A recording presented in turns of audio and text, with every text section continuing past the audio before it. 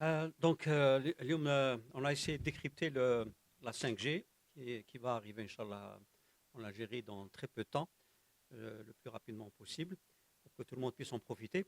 Donc, سينا باه نشوفوا هي la différence ما بين la 4G ou la 5G, voir quelles sont les grandes avancées qui sont dans la 5G, pourquoi il faut changer, toutes les technologies qui sont utilisées, et à quoi elles peuvent être utilisées.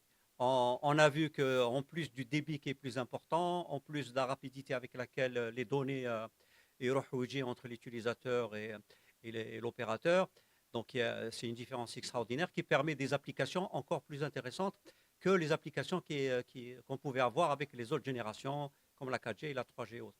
Les grandes avancées, donc, comme je disais, en plus le débit ou la latence, c'est les applications qu'on peut avoir à la 5G. Par exemple, si on utilise la 5G au niveau de la santé, au niveau des opérations chirurgicales à distance, il est évident que s'il y a une opération chirurgicale, et si on doit, à distance, le chirurgien il doit opérer quelqu'un le chirurgien est à Alger ou quelqu'un est à Tindouf, il est évident que il faudrait que le bistouri puisse bouger au même moment qu'il le bouge, et il bouge au niveau de à Tindouf, et que la vidéo, elle donne exactement ce qui est en train de se passer au même moment. Parce que s'il y a une différence au niveau du temps, évidemment, ça peut être la catastrophe.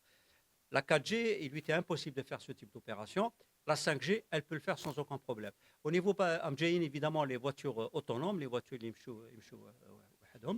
là, il est clair qu'une voiture autonome au niveau de la route, si jamais il y a un enfant qui traverse la route, si l'être humain, lui, généralement, pour freiner, si une voiture roule à 100 km/h, pour que la voiture s'arrête au moment du frein, il va falloir 30 mètres. Or, si on utilise une voiture autonome gérée par la 5G, à 100 km/h, si elle freine, il faut 3 cm. Donc il y a une différence extraordinaire. C'est la latence, c'est le temps de réaction, le système qui fait qu'on est capable de faire les choses rapidement. La 5G, elle peut être utilisée aussi pour l'agriculture. Donc on peut avoir des drones donc, qui sont munis de capteurs pour vérifier que la culture elle se fait correctement, qu'il y a suffisamment d'eau, qu'il n'y a pas de maladie au niveau des plantes, etc. Donc le drone est capable, un drone qui est équipé évidemment de la 5G, il est capable de pouvoir faire en sorte à ce que les cultures se passent correctement.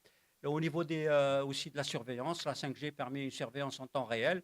Il est évident que si vous protégez une usine industrielle avec la 5G, vous avez beaucoup plus de rapidité et de temps de réaction pour protéger l'usine que si vous utilisez une puce munie d'une génération passée.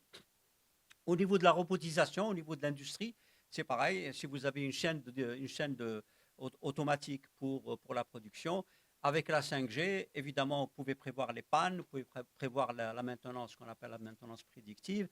Vous pouvez prévoir que un robot qui est en train de faire un travail, il va falloir passer l'information au robot suivant, etc. Et tout ça, c'est la 5G qui permet, avec le débit important, avec le temps de réaction qui est aussi très important, qui permet d'avoir des résultats évidemment hors du commun. La 5G peut être utilisée aussi dans l'éducation. On peut faire de la formation à distance. On peut utiliser la réalité virtuelle. On peut utiliser la réalité augmentée avec les casques et autres pour faire de l'éducation évidemment aussi en temps réel. La 5G le permet. Les autres générations ne le permettaient pas d'une manière aussi simple, aussi efficace.